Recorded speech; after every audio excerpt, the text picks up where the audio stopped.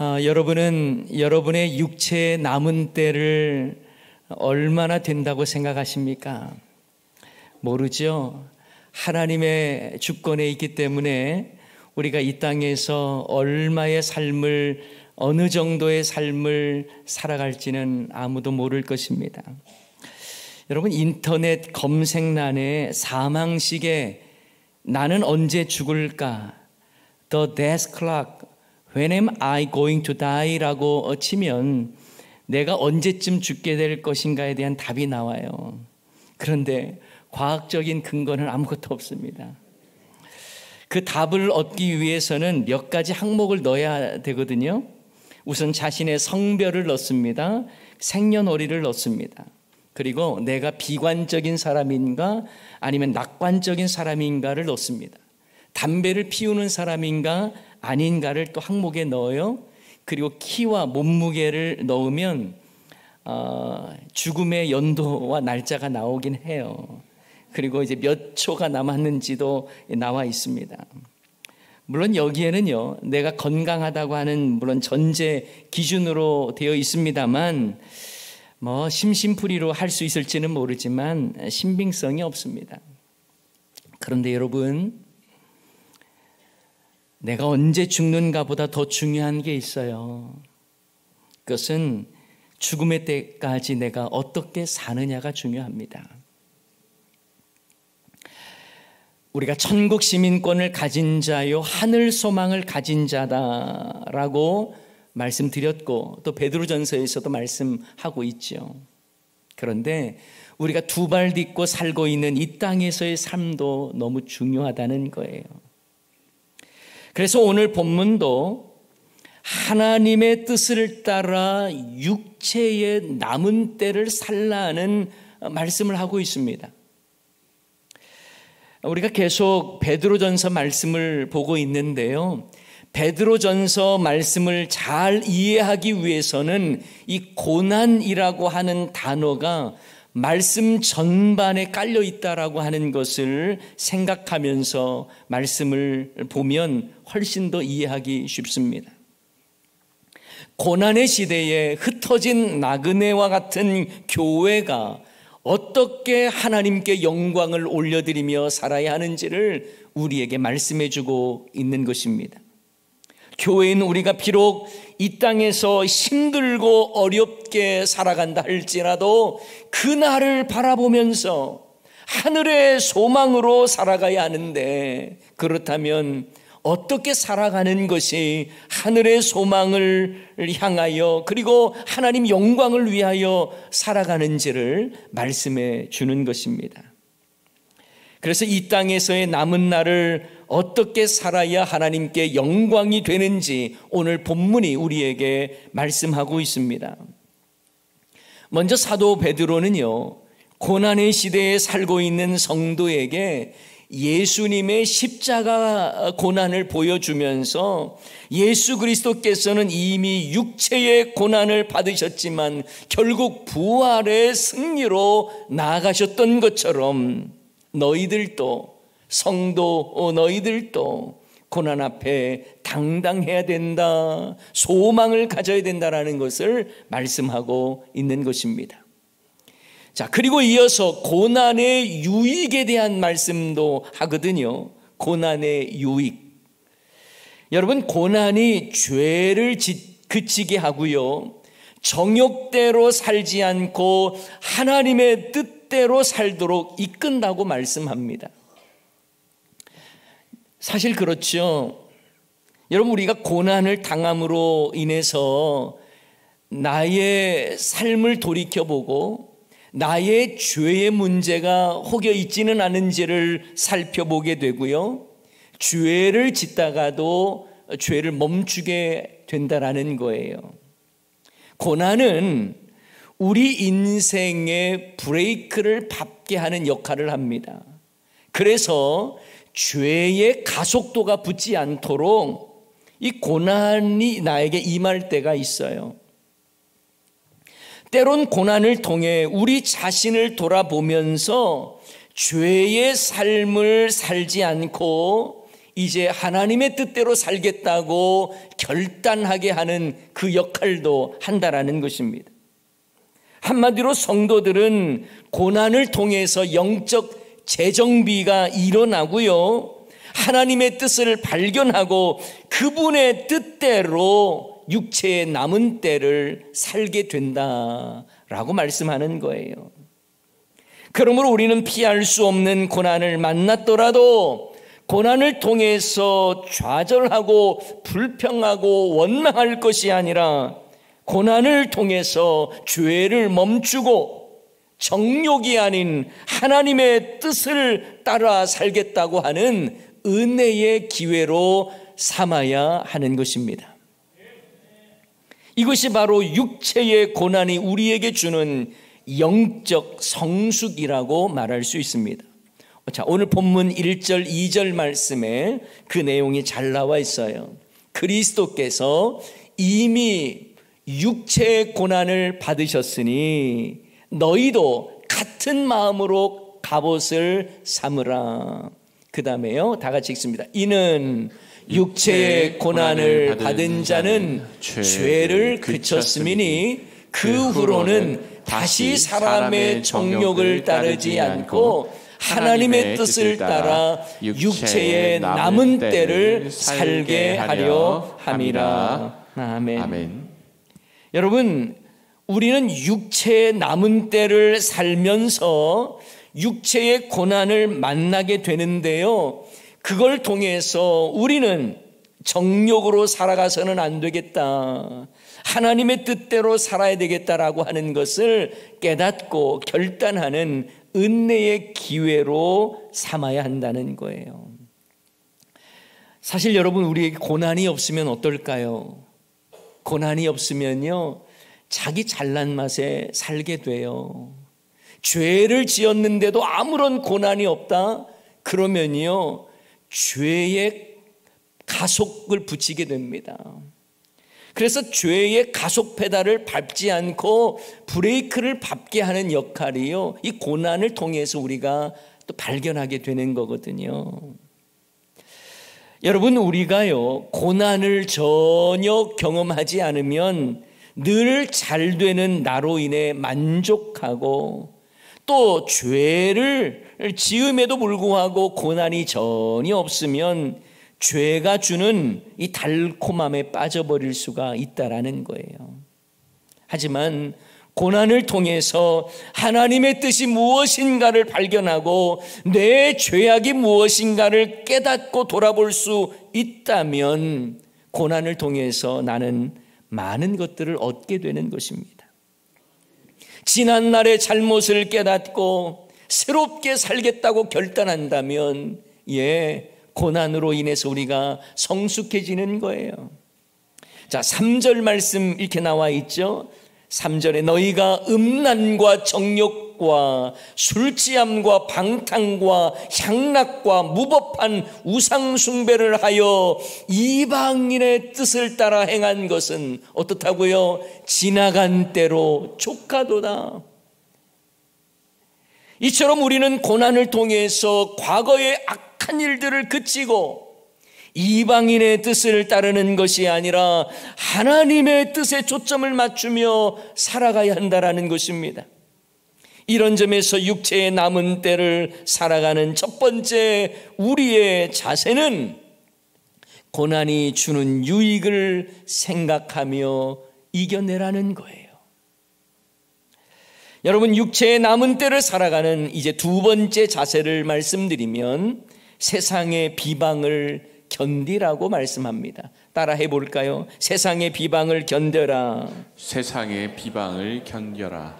여러분, 세상 사람들은요, 자신의 정욕이 이끄는 대로 극한 방탕을 향해 다름질합니다. 오늘 본문에 그렇게 표현을 했어요. 그들은 자신들의 이러한 삶을 당연하다라고 생각하면서 방탕한 삶을 향해 다름질해 갑니다. 대신 방탕에 다름질하지 않는 경건한 사람들을 바라보면서 오히려 어리석다고 말하고 비방을 합니다. 하지만 그들은 모두 산자와 죽은 자를 심판하시는 하나님 앞에 서서 자신의 방탕한 삶을 그대로 고백하게 될 것이라고 말씀해요. 그 내용이 4절과 5절에 나와 있습니다. 이러므로 너희가 그들과 함께 그런 극한 방탕에 다름질하지 아니하는 것을 그들이 이상히 여겨 비방하나 그들이 산자와 죽은 자를 심판하기로 예비하신 이에게 사실대로 고하리라. 여러분, 세상의 가치관과 세상의 방식대로 살아가는 사람들은요, 믿음대로 살고 말씀대로 살려고 하는 자들을 잘 이해 못합니다. 어리석다고 생각합니다. 그리고 때로는 비방하기도 합니다. 여러분, 세상의 방식대로 살아가는 것이 때로는 편하게 보이기도 하고 쉬운 길처럼 보이기도 해요. 반면에 하나님 말씀대로 살고 하나님의 뜻대로 산다는 것이요, 희생을 감수해야 되고 손해보는 것도 감수해야 되거든요. 그래서 세상 사람들이 보기에는 어리석다라고 말할 수도 있는 것입니다. 아니, 자신들처럼 왜 이렇게 쉬운 길을 선택하지 않지? 성도들을 향해서 비방하기도 합니다. 자신들처럼 이렇게 세상적인 술수와 방법을 가지고 하면 모든 것들이 쉽게 될 텐데 왜 그렇지? 이해하지 못하며 조롱할 때도 있습니다.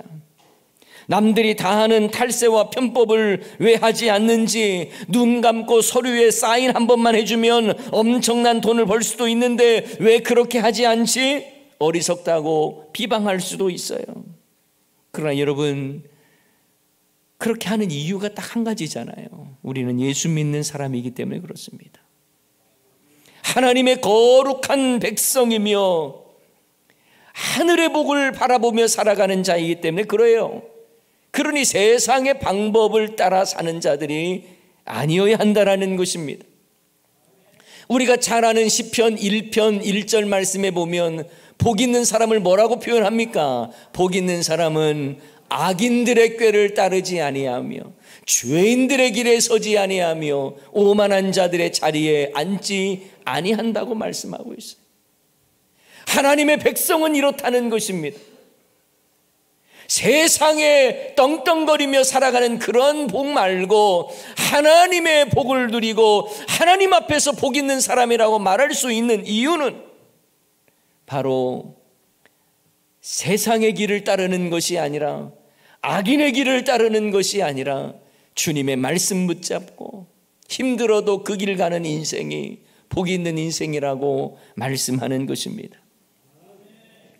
오래전에 KBS 현장 출동이라고 하는 프로그램에서 세관 수사원들의 삶을 다룬 적이 있었습니다. 밀수품을 적발해내고 밀수꾼을 잡아내기 위해서 열심히 고군분투하는 그들의 삶이 다루어졌는데요, 세관원들이 시간이 조금 여유가 있는 날이면 입수한 밀수품을 파기하는 일까지 하고 있었습니다. 압수한 밀수품을 불에 태우기도 하고요, 파쇄하기도 했습니다. 아깝죠. 그런데 그 모습을 보면서 PD가 이 압수된 시계를 철판 위에 올려놓고 쇠망치로 일일이 깨부수는 젊은 세관원에게, 아니 이런 비싼 것을 부수는 게 너무 아깝지 않습니까? 라고 물었습니다. 그때 젊은 세관원이 이런 말을 해요. 아까워 보이죠? 그러나 이것들이 아까우면 이 자리를 지킬 수 없어요. 당연히 해야 할 일로 알고 이것을 해야 이 자리를 지킬 수 있습니다. 이런 말을 한 거예요. 여러분, 우리의 신앙생활도 이런 것 아닐까요? 우리의 믿음의 삶도 이런 것 아닐까요? 편법과 술수가 판을 치는 세상에서 성도로서 내가 믿음의 자리를 지킨다는 것이 이런 것 아닐까요? 아까워 보이기도 합니다. 세상의 관점에서 본다면 이렇게 귀한 것을 어떻게 부술 수가 있나 그런 생각도 들어요. 그런데 여러분, 방탕을 향해 달려가는 세상과 타협하지 않고 하나님의 뜻대로 우리의 남은 날을 살아가는 것이 저와 여러분이 살아가야 할 인생임을 믿습니다. 비록 세상 사람들이 어리석다라고 비웃고 조롱할지라도, 너는 왜 그렇게 고지식하게 사냐고 비방할지라도, 우리는 성도이니까, 우리는 하나님의 백성이기 때문에 방탕한 길로 다름질하지 않고 바른 길 간다고 말할 수 있어야 하지 않겠습니까? 사실 우리는요, 바른 길보다 빠른 길을 더 좋아합니다. 하지만 성도는 빠른 길이 아니라 하나님이 원하시는 바른 길로 가야겠죠. 쉽게 갈 수 있는 길을 놔두고 멀리 돌아가더라도 그 길이 주님이 원하시는 길이라면 돌아가는 그 길이 바른 길 아니겠습니까? 바라기는 거룩한 삶을 위해 내가 받는 비방이라면 그거 견뎌내고 하나님의 뜻대로 살아갈 수 있는 저와 여러분 다 되시기를 주님의 이름으로 축원합니다. 또한 육체의 남은 때를 살아가는 세 번째 자세는 뭘까요? 그것은 하나님과 사람과의 좋은 관계에 힘쓰라는 거예요. 여러분, 관계라는 것이요, 신앙생활의 제일 중요한 요소입니다.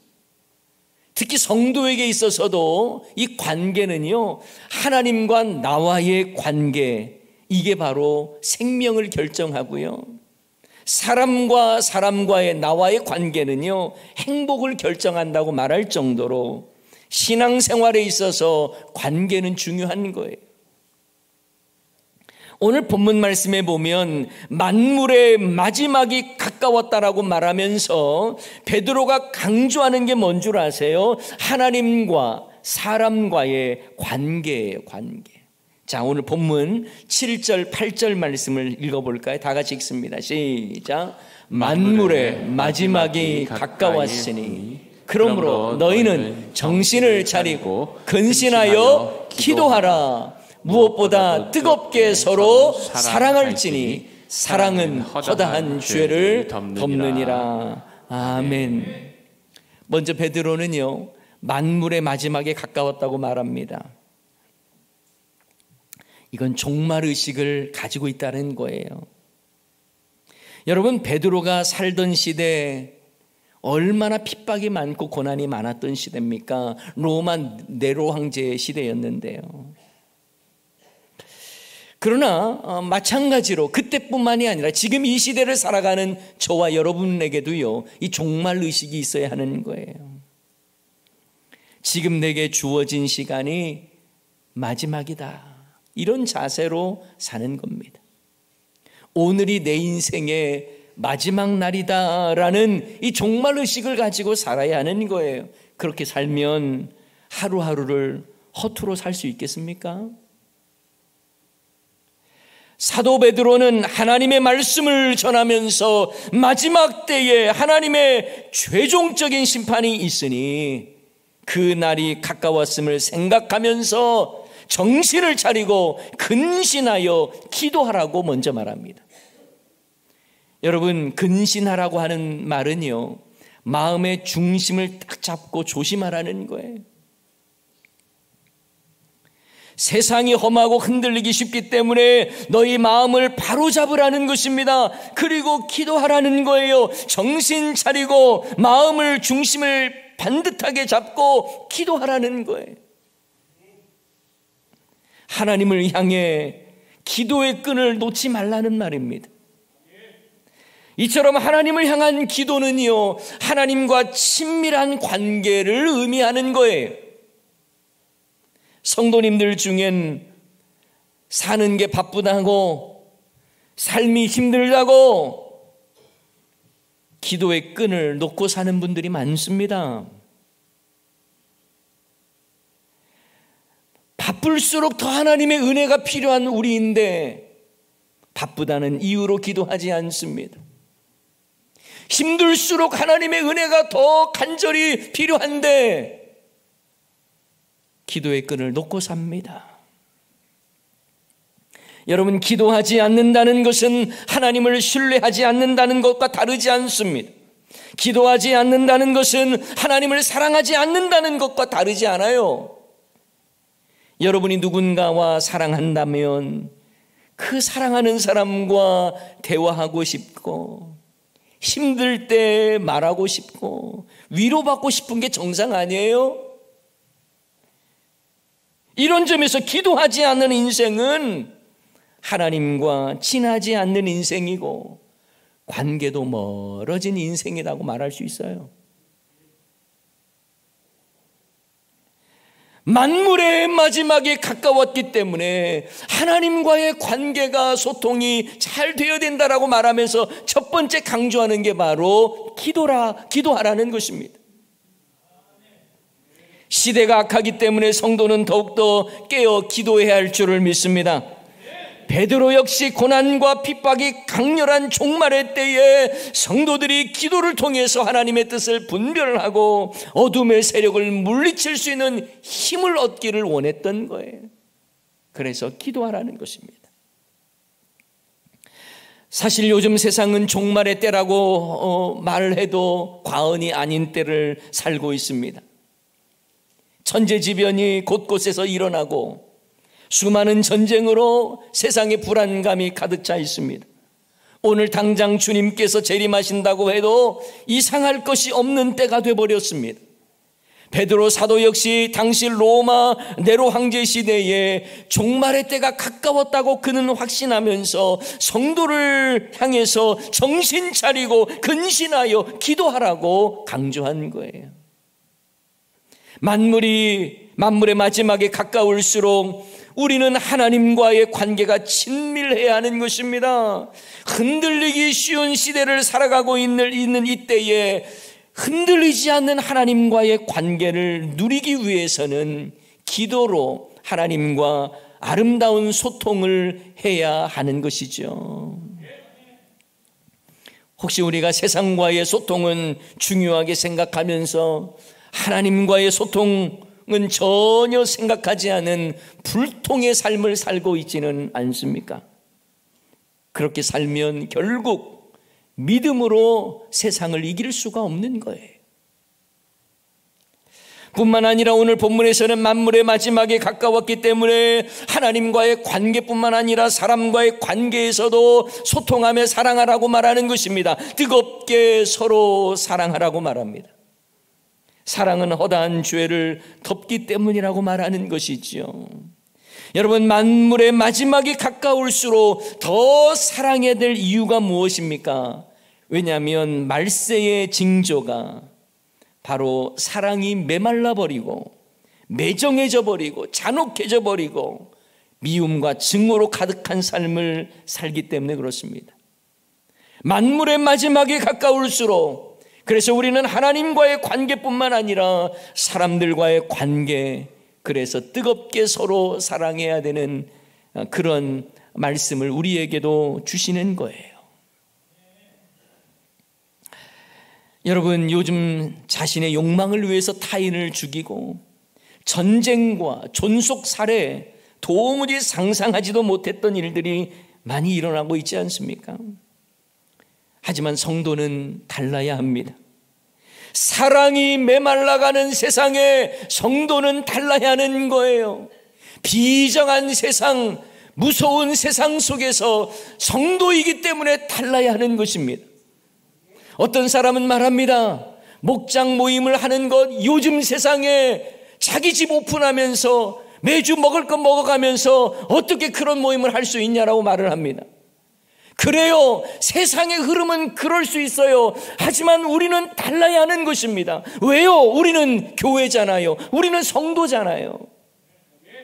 세상의 흐름은 이와 같지 않고, 세상은 매정하고 모이기를 싫어하고 자기 좋아하는 쾌락에만 힘쓰고 있는 이때에 하나님의 말씀을 나누고 또한 성도의 삶을 나누고 감사하며 격려하며 눈물을 흘리며 그들을 위해서 기도해 주는 그 모임, 세상은 안 되는 때라고 말하지만 성도이기 때문에, 교회이기 때문에 그렇게 해야 하는 줄을 믿습니다. 그래서 말씀하는 거예요. 매정하고 비정한 세상에 살면서도 성도는 뜨겁게 서로 사랑하라는 것입니다. 이 시대를 살아가는 저와 여러분에게도 이 베드로가 살던 그 비참하고 힘들었던 고난의 때뿐만 아니라 이 시대를 살아가고 있는 저와 여러분에게도 뜨겁게 서로 사랑하라고 말씀합니다. 사랑하며 살기도 부족한 마지막 때에 서로 미워하지 말고 서로 뜨겁게 사랑하라고 말합니다. 여러분, 뜨겁게 사랑하라는 말이 에로틱한 사랑을 말하는 겁니까? 아니에요. 뜨겁게 서로 사랑하라. 이 뜨겁게는 열심히 사랑하라는 거예요. 열심을 내라는 것입니다. 여러분, 사랑은 감정적인 걸로만 생각하십니까? 내가 이상형을 보면 사랑해지고 이걸로만 생각하세요? 아니지요. 여러분, 사랑은 의지적이어야 되는 거예요. 예수님께서 우리에게 보여주신 십자가 사랑이 바로 의지적 사랑 아니었습니까? 우리를 너무나 사랑하기 때문에 정말 너무나 혹독하고 힘겨운 십자가를 의지적으로 지신 거예요. 우리를 구원하시기 위해서. 그러면서 우리에게도 그 사랑을 본받으라고 말합니다. 이 말은 내가 좋아하는 사람, 내 마음에 드는 사람, 내가 보기에 나하고 좀 친할 것 같은 그런 사람만의 그 사랑이 아니라 때로는 미워하는 마음이 생기고 때로는 원수 같고 상종하고 싶지도 않은 그 사람을 향해서도 의지적으로 사랑하라는 거예요. 의지적으로. 그리고 그 이유는 이렇게 말하죠. 사랑은 허다한 죄를 덮는다라는 말씀을 합니다.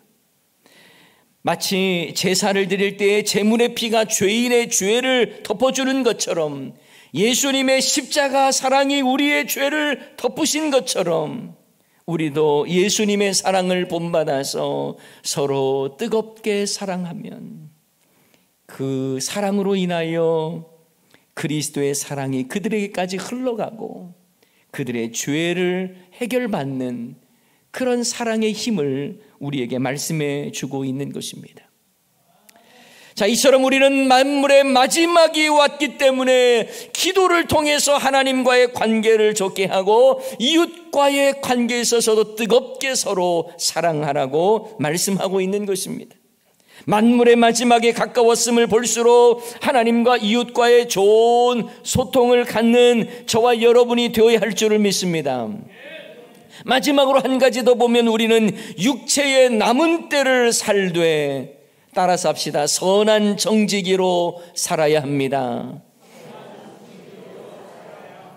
여러분, 정직이라고 하는 말이 뭐예요? 일을 맡은 선한 관리라는 거예요. 그러니까 선한 정직인은 선한 관리인을 말하는 거예요. 이처럼 육체의 남은 때를 살 때에 선한 정직이로 일하고 살라는 것은요, 내가 주인 노릇하지 말라는 거예요. 내 자녀라고 해서 내가 주인 노릇하지 말고, 내가 가진 물질이라고 해서 내가 주인 노릇하지 말고, 내가 나에게 주어진 시간이라고 내가 주인 노릇하지 말라는 거예요. 내가 지금 호흡하고 있다고 해서 내 생명도 내 것이라고 그렇게 주인 노릇하지 말라는 거예요. 선한 정직이와 같이 그렇게 살라는 것입니다. 이를 위해서 서로 대접하기를 원망 없이 하라고 말합니다. 각각 은사를 받은 대로 하나님의 여러 가지 은혜를 맡은 자로서 서로 봉사하라고 말합니다. 그리고 봉사할 땐 하나님의 말씀을 하는 것 같이 말하고 하나님이 공급하시는 힘으로 하는 것 같이 하라고 말씀합니다. 주의 일을 하면서 여러분 말할 때도요, 그저 내가 생각나는 대로 감정적으로 말하는 게 아니라 하나님의 말씀을 하는 것처럼 말하는 거예요. 일을 할 때도요, 그냥 내 힘으로 막 열심히 하겠다고 하는 그 정도 말고요, 하나님이 공급하시는 힘으로 하는 것처럼 하라는 거예요. 겸손히 일하라는 거예요. 여러분, 주님의 일은 내 힘으로 하는 게 아니잖아요. 하나님이 주시는 힘으로 하는 거예요. 하나님이 주시는 은사도 그저 나 하나 잘 먹고 잘 살라고 나에게 특출한 은사 주신 게 아니에요. 서로 섬기라고, 봉사하라고 주신 거예요. 그리고 이 일을 통해서 누가 영광을 받으세요? 하나님이 영광을 받으신다고 말씀합니다. 그 내용이 오늘 본문 10절과 11절 말씀입니다. 각각 은사를 받은 대로 하나님의 여러 가지 은혜를 맡은 선한 청지기 같이 서로 봉사하라. 만일 누가 말하려면 하나님의 말씀을 하는 것 같이 하고, 누가 봉사하려면 하나님이 공급하시는 힘으로 하는 것 같이 하라. 다 같이요. 이는 범사의 예수 그리스도로 말미암아 하나님이 영광을 받으시게 하려 함이니 그에게 영광과 권능이 세세에 무궁하도록 있느니라. 아멘. 아멘. 선한 청지기같이 산다는 말은요, 하나님께 영광 올려드리는 삶을 살도록 나는 종처럼 산다는 거예요. 나는 관리인으로 산다는 거예요. 사랑하는 여러분, 우리가 육체의 남은 때를 얼마나 남았는지를 잘 모르잖아요. 만물의 마지막도 가까웠다고는 하지만 언제 마지막 때인지 우리는 알지 못합니다. 다만 우리에게 주신 은사, 우리에게 주신 모든 삶이 하나님께 영광이 되도록 주의 일을 잘 감당해야 할 줄을 믿습니다. 우리는 하나님의 선한 청지기이기 때문에 봉사할 때에도 말할 때에도 하나님의 말씀으로 하는 것처럼, 내 힘으로는 안 되고 주님 주시는 힘으로 하는 것처럼 겸손하게 해서 결국 하나님께서 영광을 받으셔야 한다는 거예요. 사랑하는 여러분, 우리는 이 땅에서 육체의 남은 때를 살아가야 합니다. 힘들어도 고난 중에 있어도 견디며 나아가야 합니다. 그때 여러분, 고난을 하나님이 주시는 그 은혜의 기회로 알고 고난의 유익을 생각하면서 너무너무 불평하고 원망하지 말고 잘 견뎌내야 하는 거예요. 그리고 억울하게 믿는 자가 받는 세상의 비방도 잘 이기십시오. 왜냐하면 하나님이 심판하시기 때문에 그렇습니다. 만물의 마지막이 가까웠을 때에 하나님과 사람과의 관계, 아름다운 소통과 아름다운 관계를 가지라고 말씀합니다. 기도와 사랑으로. 그리고 주님의 일을 할 때에는 나를 내세우지 말고 선한 청지기처럼 겸손하게 하나님의 영광을 위해 일하라고 말씀하십니다. 우리의 육체의 남은 날, 얼마나 남았는지는 몰라도 주님 부르시는 그날까지 오늘 말씀해 주셨던 이 말씀대로 살아서 하나님께 영광이 될 수 있는 삶이 되기를 주님의 이름으로 간절히 축원합니다.